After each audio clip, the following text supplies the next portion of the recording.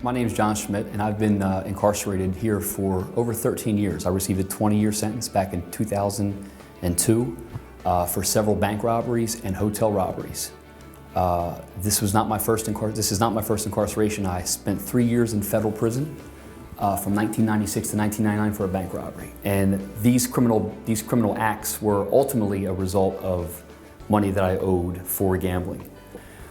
So at an early age, probably around 6 or 7 with my dad, some of my earliest memories with him are gambling related, going down to Delaware Park. So that was one of the things that I remember earlier on with my father in terms of our relationship, things that we did together. When I finally was old enough, I went to the table, and it was just like this most empowering thing in the world. It was like, here I am with my dad and my grandfather. It was a rite of passage, and it was a way to like kind of to feel some validation. It was great attention, you know, to feel it was powerful to feel that acceptance from my dad, because again, we connected. That was such an integral part of our connection. I was never comfortable in my own skin. I always felt that I needed to embellish, I needed to manufacture stories or whatever, anything that I could do to feel accepted.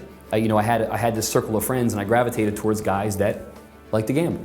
On November 14th, 1996, I walked into the Nation's Bank with pantyhose over my head and a pellet gun. I really chalked this thing up as like a streak of bad luck. This was like a bad weekend.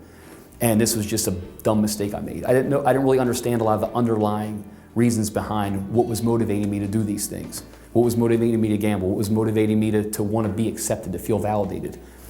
And so it was all about the facade. You know, I would go to Atlantic City, I would, go to poker games. I would talk about gambling wins and gambling losses. To me, gambling losses were I had just as much pride talking about big losses that I did about big wins, because it was a validation for me. There was a tension there. Oh, hey, John lost 15 grand last night at Tropicana or whatever, and so just even that felt good. I never really understood my value as a person. I never understood the fact that, I was created to do more than what I was doing in my life. Over the years, this whole experience has been amazing. I'm not talking about wearing whites and being in prison.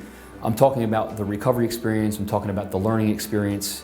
It's a big deal down here. I talked to a lot of guys in here about gambling, but at the same time, I realized that it's also, for a lot of guys in here, something to do.